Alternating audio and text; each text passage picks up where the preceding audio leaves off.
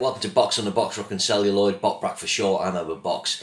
So one of the great things about No Time to Die coming out and it being the 25th James Bond film, it gives me an excuse to go through my favourite things about James Bond, but 25 is such a nice round figure, and it seems a great time not only to redo our list of 25 films, but also to look at some of the favourite elements of Bonds. You may have seen me do my favourite Bond songs, top 25. So I'll do my top 25 villains today. So villain's such a big part of James Bond films because he's the antagonist to the Bond protagonist. And sometimes you get extra villains with henchmen and so on. So what I'm going to do with this is rank the 25 main villains, the principal villain. And then what I would do is talk about the henchmen in the context of that film. And some of the henchmen in Bond are some of the best villains ever. But we're talking about the main villain here, but we'll discuss in detail what I think of the henchmen. So, coming in at number 25, I think this is one of the problems with this film. I think this film's a really good Bond film. It's got all the elements, but it's let down by two tepid villains. It's difficult to know what the villain is in this, but principally the main villain, although he's not in it as much really, is Brad Whitaker, played by Joe Don Baker. So of course I'm talking about The Living Daylights. So in this film as well, you get General Koskov, played by Jerome Krabbe, the Dutch actor, but he's kind of a bit more comical. He's not as sinister. But neither of these characters works very well. Koskov would be fine, I think, if we had a better villain. But Brad Whitaker just... he's quite realistic, but he's just pretty tepid.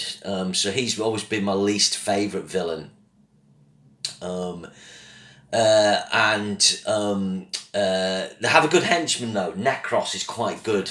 Typical sort of blonde German type, or is he Russian? But he uses a wire on his Walkman. So I quite like that. But unfortunately, Brad Whitaker's coming in at 25. 24... I would have had this guy a little higher, but I was watching Quantum of Solace the other day and I think he's terrible. Actually, maybe should be 25, and it's Dominic Green. The part's so underwritten, and the whole of Quantum of Solace has problems with the script, but Waite's a really good actor. Matthew Almeric is a really good actor. If you see a film called Diving Bell and the Butterfly, basically acts with one eye. And I was watching the other day and I just find his whole delivery and stuff. It's only maybe in the end scenes that he kind of gets anything you find that's quite fun. So Dominic Green is coming at 24. 23, another terrible villain. And again, an actor who later on proved himself to be pretty good. Just going to move this forward a little bit. And it's Toby Stephens, Gustav Graves in Die Another Day. So of course, he actually starts off with his North Korean. Then he goes through that gene therapy and plastic surgery or something, and then he becomes, don't you know me, father? And he's got his stupid tech henchman, isn't he? Whoever he is with his, show me some wearable tech. Not good. Die Another Day, a very poor Bond film, and then part of the reason for that is because of that, because of the villains and so on. There's Miranda Frost. Rosamund Pike's quite good, but she went on to much better things, of course. She got an Oscar nomination for Gone Girl, she's a fantastic actress. He's got a henchman called Zhao, or is it Zhao? Yes. Now Zhao's actually pretty good. Actually Zhao's a pretty good henchman. The actor's pretty strong in the role. Forget the name of him now, but he's got the diamonds that are blown up in his face. And he's had gene therapy as well. Apparently he can't sleep with it or something. I don't want gene therapy. So that's kind of, he if it had Gustav Graves in the films, would have been better. Zhao would have been served better. And then coming in at 22, I've got Electra King. So the interesting thing with this is the Sophie Marceau character. Initially you think she's the Bond girl, Bond woman. Very, good French actress, very beautiful. But then it comes out that she hasn't got Stockholm Syndrome. She's kind of manipulated Renard, played by Robert Carnell, who he thinks the villain, and he becomes kind of like the henchman. But neither of these characters are explored well, particularly Renard. He's got like a bullet going through his brain that's killing him slowly, and that's just not explored. Then Electra King is like, my family. I don't know, that the betrayal of Bond, that they kind of try, it's kind of the things they introduce later in the Daniel Craig films more successfully, when Bond's betrayed by a woman that he loves. But it started here. With World Is Not Enough, but World Is Not Enough is quite a dull Bond, and Electra King, quite interesting. You know, she hates her dad, blows him up, doesn't totally work for me. Okay, so they're coming at 21. This is probably the most realistic Bond villain, but just a bit boring. Good character actor, and it's Julian Glover. It's Christatos in what's it called? For Your Eyes Only. So, just not quite dastardly enough, really. It's almost like, because they've had super villains before this, particularly Hugo Drax, if that's such a thing, they kind of brought it too far down to earth to me. And Christatos is just, he's just kind of a guy who kind of ships stuff, isn't he? So a bit boring. He's got a pretty boring henchman, Eric Kriegler. I mean, he's kind of this, Aryan German skier guy. But he's just not got much character. There's not much that makes him stand out. He's a bit like the henchman in You Only Live Twice, Hans. He's kind of just this big guy, but a bit forgettable. But Emile Locke is a good henchman, played by Michael... I've forgotten his second name. He's a good British character actor who's in Ken Russell's The Devils. And that henchman actually plays part in one of probably Roger Moore's best ever scene as Bond for me, when he kicks, in Revenge for Luigi, he kicks him off the cliff in the car. Big arguments with Roger and the director for that, saying his Bond wouldn't do that. But I think it's one of Roger's best scenes, and For Your Eyes Only is probably his equal best Bond performance on this bar. I love me. I love Roger, must say that. Okay, so coming in at number 20, we've got Alec Trevelyan, Sean Bean. I quite like, it's a good idea having like a rogue agent, and Bean's pretty good, especially when he breaks into Yorkshire. Blow 'em all to hell, James. Typically he's got a facial disfigurement. It just probably... It just probably needs someone a bit more imposing, I think, to face off against Bond. A lot of the dialogue's a bit hackneyed, did the vodka martinis, silence the screams of all the women you killed, or were desperately responsible for, or something. It's quite good fight at the end. Sean Bean's a really cool actor. It just probably needed someone a bit more. It kind of doesn't feel anti-Bond. He kind of needed the anti-matter to Bond's matter to me. But he's got a great henchwoman in Xenia on the top, Fang Pi Janssen, in a kind of, not a star-making role, but she's had a really very good career since then, and GoldenEye started all, and she's really, really good in it. She always did enjoy a good squeeze. Yes. Okay, so coming at 19, I'm going with Elliot Carver, Jonathan Pryce in Tomorrow Never Dies. I kind of vary on this. Jonathan Pryce is a really good actor, and at the time I enjoyed this villain more. He had the Blofelds suit. He had there's a good bit when he's talking about the ancient art of Chinese takra torture, and I quite like that. He's just maybe not sinister enough. He's maybe a bit too slick, but it's a kind of attempt at a proper Bond villain. And there hadn't been one, since View to a Kill, really, at this point, where you've got, a fairly dastardly-ish villain. So I've it's kind of mixed bag. I quite like Mr. Stamp is quite a good fan. He's got Dr. Kaufman, who's mentoring him in henchman ways. Dr. Kaufman, I forget the name of the actor who's played in Ghost, but there's a great scene between him and Brosnan, actually, and then Mr. Stamper. It's quite good fun. So this was a film where there's an attempt to give us those Bonding things. It's not quite as successful. Okay, so little spoiler alert here. I'm just going to talk about my 18th choice at the moment. He might go up, I'm not sure yet. So I'm going for the Safin character from No Time to Die, which is played by Rami Malek, of course. I won't talk too much about this villain because I don't want to spoil it for people who haven't seen the film. Let's just say he looks cool. I like his delivery. I just could have done with him more in the film. But he has a dastardly plot. And he does have a henchman. I'll not say what he's called. The henchman's not great, but he's quite good fun and he's used quite well. So we'll leave it at that. Safin may go up, but he's never going to be a top 10 villain. Okay. Coming in at 17, we have Stromberg. Spy Love Me, yeah, Kurt Jürgens, good actor. Originally they were gonna, bring Blofeld back, for this, but due to the rights, Thunderball Kevin McClory, they couldn't use Spectre and Blofeld, so they created a Blofeld style villain. And again, the Blofeld character's never been cast, or they never got that quite right. I like Stromberg, but and he's had some good scenes, you know, tell them they died at sea, and he feeds his secretary to the sharks. Fantastic, but he's just not quite sinister enough, you know. He just needs a bit more, maybe, I don't know, another German actor, maybe Bruno Ganz here, I don't know. But he has one of the greatest henchmen, probably the second greatest henchman in Bond history. Well, he is, Jaws. Not as much in Moonraker, but in The Spy Love Me, Jaws, we loved him as kids. And what I love about him in The Spy Love Me, he's funny, but he's sinister. He's a very dangerous character with his metal teeth. Richard Keel, amazing. He's got that imposing build.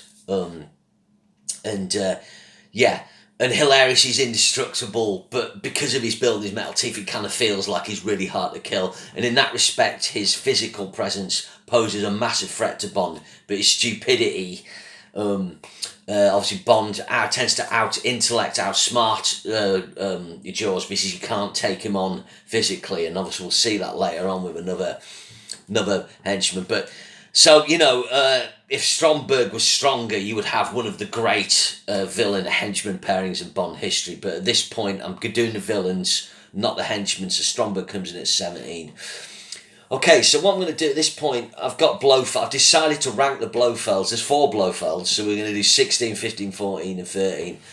And I'll give what I think is my best and least best Blofelds.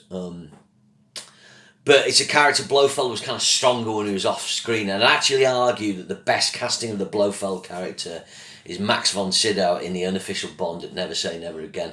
Max von Sydow is a superb actor, one of the greats, died recently. And he's the kind of actor you needed to cast as Blofeld. Blofeld's very intelligent, he's very in control, he has authority, and an actor like Max von Sydow, even playing him all those years ago when he's been born 1929, so when he played Blofeld, he's 54, it's just about right, but he could have played him, you know, Max von Sydow could have played Blofeld probably in the 70s, in the late 60s, he could have played him into his 70s or 80s. He's just that kind of actor, he has that power. So that's who I'd pick as the best Blofeld, but I never deal in Never Say Never Again, I never count that as an official Bond. It's not, we deal with the Eon Bonds.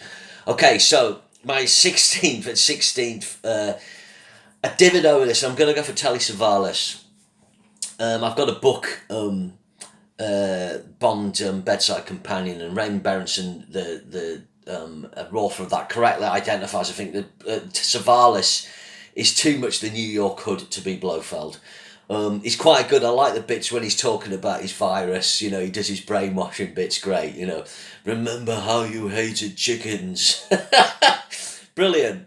But the problem is, you know, he's just kind of not totally believable as this kind of urbane, you know, Blofeld's intellectual, he's an urbane guy probably who hides away. So he's my 16th choice. So just beating him, and there's been a lot of controversy about this performance, but I'm going to go for Christoph Waltz is Blofeld. He has a henchman, a proper henchman, Mr. Hinks, and actually Dave Bautista's pretty good. He gouges the guy's eyes out, and it is a great fight on the train, Inspector. So, you know, there's a lot of people like, you know, Christoph Waltz gives the same performance as he does in every film. And I wouldn't disagree with that, but I do think his first appearance as Blofeld in the meeting around a big table, Inspector, is not only one of the best, if not the best Blofeld sequence in the Bond film. It's one of the great Bond sequences. You know, Inspector's a real mishmash. But up to that point, a bit beyond, it's good. And that sequence is really chilling. Cuckoo, you know, but I think the problem with his Blofeld is he plays him as someone who's lost his mind, as a madman. And when we find out, you know, the plot mechanism that, you know, he's shared a couple of winters skiing with Bond, has got jealous and has killed his dad, it all goes a bit wrong, you know. Blofeld's mad, but he's not that mad, you know, he's got control. But I quite like Christoph Waltz, you know. He's been a 6 out of 10 for me in this role. So my next choice, and this will surprise people, Blofeld should never be English, quite true, but I just like Charles Gray's charm that he brings to the role in Diamonds Are Forever. Right idea, 007, wrong pussy. Making mud pies, 007, brilliant.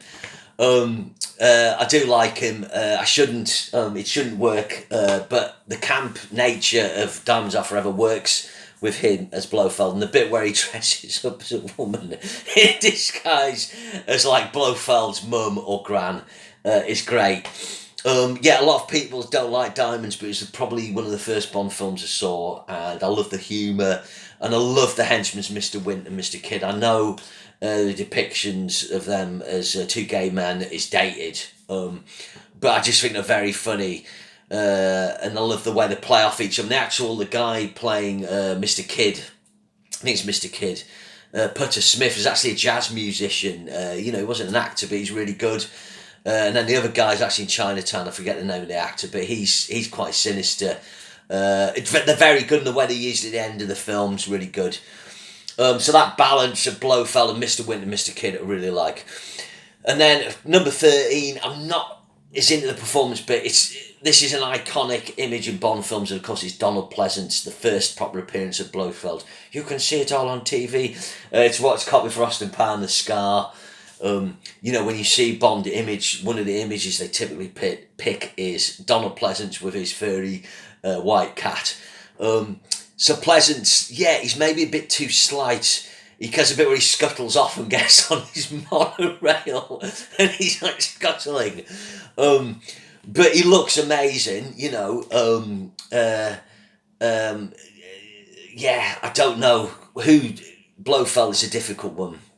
There's some European bald actor who no one had ever seen before, and if they cast him, it would have been great. I think they did actually cast a Czech actor, and they replaced him. Maybe he got ill, or they just didn't like how it was going. So, that's my number 13 choice. So my number 12 choice, and I actually think this is a really kind of slick, realistic but urbane and quite sinister Bond villain. I really like him. Is Kamal Khan in Octopussy. I think that people overlook Octopussy quite a bit because there's a lot of good elements in the Octopussy film. Good score, good Bond girl, woman, good pre-credit sequence. Some good scenes, and a lot of these good scenes are with Louis Jourdan. He's really kind of smooth, kind of very kind of upper class, but Indian heritage villain, and I really like him. I like a lot of scenes, and I like his henchman Gobinder. I mean, he's kind of following the typical Bond tropes, and he crushes a backgammon, no, a dice, doesn't he? Like Oddjob.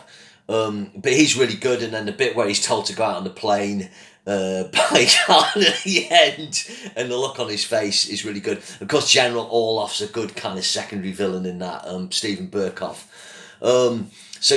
Octopussy daft in a lot of places, but there's a lot of good bits. It's kind of quite a lot of fun, that film. So Kamal Khan, number 12. Number 11, again, quite a controversial villain because he's a drug dealer.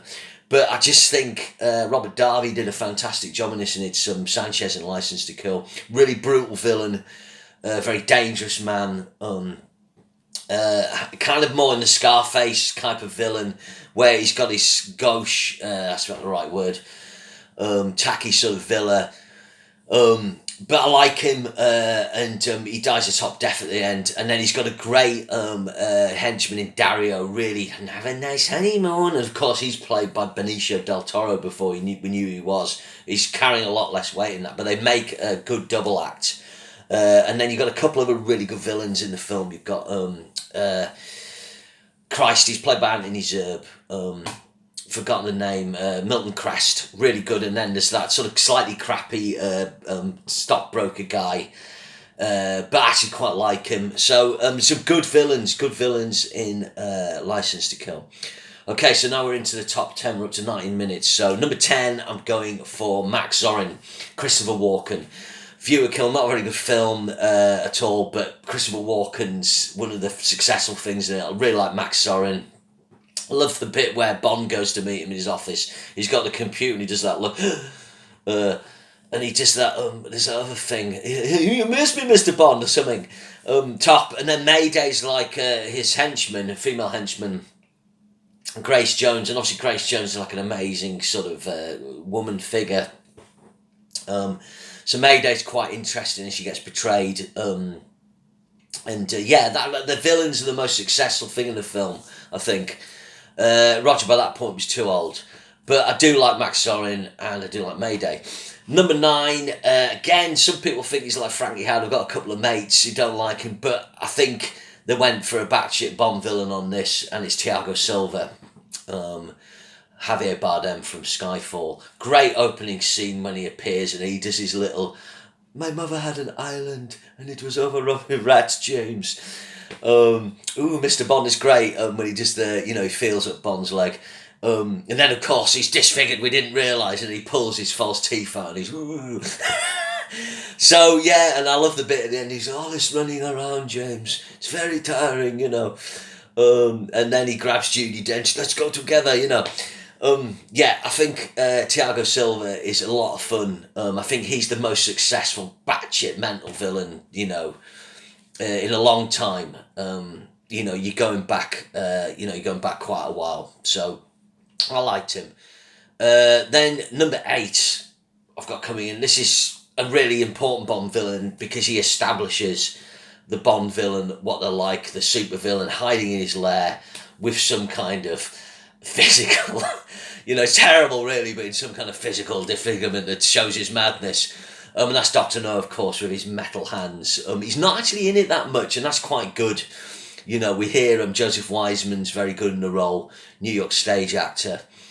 And we don't see Dr. No, there's a bit where Anthony, I forget the actor's, the doctor, Professor Dent goes to see him, and he's got that. The first time we see the fantastic Ken Adams sets that will become part of the Bond thing, and you just have his voice. But when they finally meet, there's a great dinner scene. They sit down and have dinner, and that's something that's kind of lost from the Bond films now, is the villain whining and dining.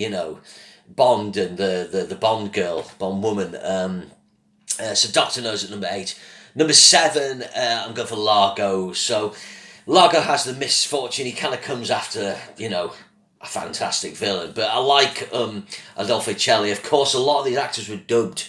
So Adolfo Celli is dubbed. So is the Bond girl in this, and maybe the Bond villainess might be. But he's really good. He's got his eye patch. He's the character. He says Mr. Bond.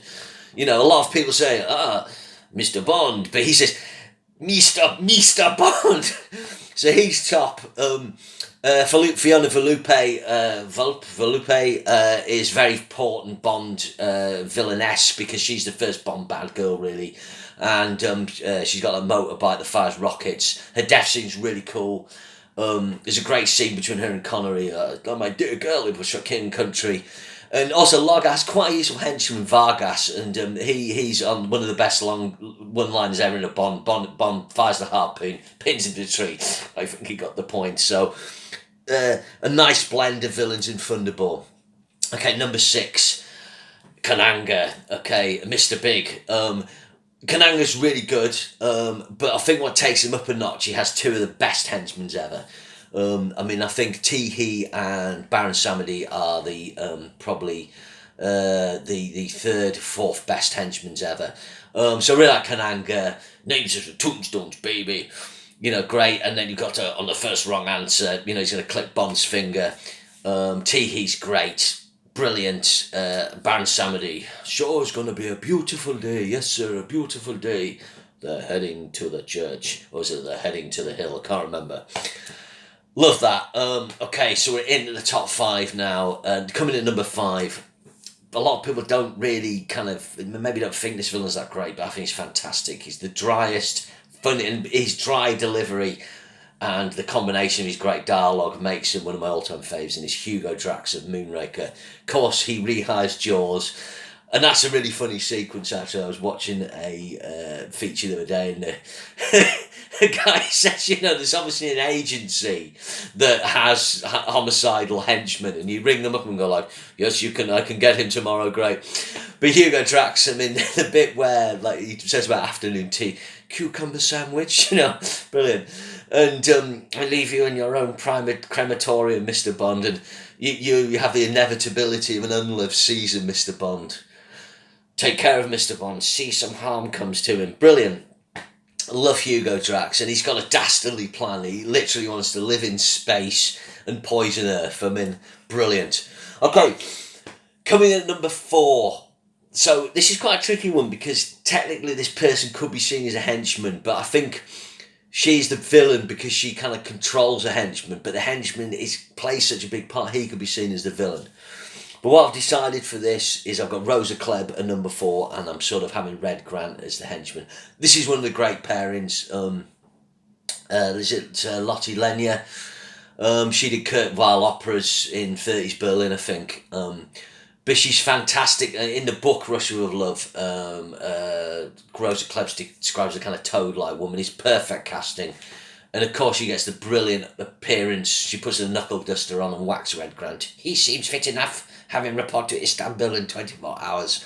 Brilliant. And then of course Robert Shaw, at this point, he's a brilliant stage actor and finding his way into film, and probably more than any other actor, he's the one actor who charismatically can compete with Sean Connery, come up to Red Bond, and he is a genuine threat. And I think that's something, although they have managed that afterwards, I'm still waiting for like a Red Grant kind of person. And I do think, I will tell you now, I do think they could reboot the Rosa Klebb and the Red Grant characters for the future Bond. I know people talk about Michael Fassbender as, possible Bond. I think he's too old now. What about Michael Fassbender as Red Grant? I was talking about it last night. You could do a really kind of slightly younger, sexier Rosa Klebb. You could do something really interesting. I mean, Jodie Comer could be an amazing Rosa Klebb, but she's kind of played that villanelle part. So, but that's just an interesting thing. But Russia with Love is probably one of the best, if not the best, cast Bond film, alongside Casino Royale. And Rosa Klebb and Red Grant are two of the all-time great Bond villains, henchmen. I suppose Blofeld and Kronstein are kind of controlling stuff, but anyway, I've picked them as villains. Okay, coming at number 3, I just think the charisma of the actor and what he's done since. I think he's one of the great actors in world cinema. Is Mads Mikkelsen as Le Chiffre. Interesting villain, not really dastardly, but kind of under threat from what is Quantum and Spectre. We didn't know that yet. But Mikkelsen, when you cast Daniel Craig, Daniel Craig's so good as Bond, you needed an actor who could kind of challenge that in the acting stakes, in the charisma stakes. And I didn't know who Mads Mikkelsen was. I hadn't seen Pusher. And then we watched this film and we're like, oh, this guy's fantastic. I think at first I was kind of like, oh, maybe 6 out of 10, 7 out of 10. But when he rewards on reviewing the Le Chiffre character, I think, there's a little game started to make you perspire, Mr. Bond, something like that line. Love it. So Mads Mikkelsen, number 3. He was nearly number 2 or 4. This top 5 was close, but number 2, I've got to have Scaramanga. Probably again the one villain who poses a threat. The yin to Bond's yang. Christopher Lee, the assassin for hire. Absolutely fantastic. And of course, he has his brilliant island, Scaramanga's Island. I mean, I think Scaramanga's Island is actually better than the Man with the Golden Gun film. And I love the Man with the Golden Gun film, but I totally understand when people why it gets slagged. But I think one of the joys of it is Scaramanga's Island, his fun house, and his little henchman, Knick Knack, her Villa Shave's fantastic. There's just something about that whole element, his golden gun, which are brilliant. There's that brilliant dinner scene, and the best dinner scene ever in a Bond film. There's something, and you're full of it, Scaramanga. Brilliant. Okay, I'm not going to run back through the 25 because I've waffled on now for nearly 30 minutes. It's difficult with this because we've got 25 villains and the henchmen to get through. So you know what number 1's going to be? Has to be number 1. Of course, it's Goldfinger. Goldfinger's the first truly, awesome Bond villain. He's got an awesome dastardly pop. Kurt Frobe cast perfectly. Do you expect me to talk Goldfinger? No, Mr. Bond, I expect you to die. Brilliant. Many people have tried to interfere in my affairs, Mr. Bond. Love it. And of course, Oddjob is the best henchman ever. Outseeing Red Grant, outdoing Jaws. That hat, his musical cue, is amazing. The John Barry's cue, even for Oddjob's amazing. And Harold Sakati's got that kind of grin, and the fact he's mute makes him more sinister. His fight with Connery's great, and I think that's the first point as well, where Connery can't out physical him, but he can outsmart him, and he does. Shocking. No, it's not that shocking, positively shocking. Did he say he blew a fuse? I can't remember now. Shocking, positively shocking is the first bit, isn't it? Apologies. But yeah, Goldfinger, number one. There we go. That's taken 30 minutes. That's just over. It's about a minute and 10 seconds per villain and henchman. So Goldfinger and Odd Job at number one. So I hope you enjoyed my all-time top 25 Bond villains. Put yours in the footnotes. Tell me your favourite Bond villains. Thank you very much.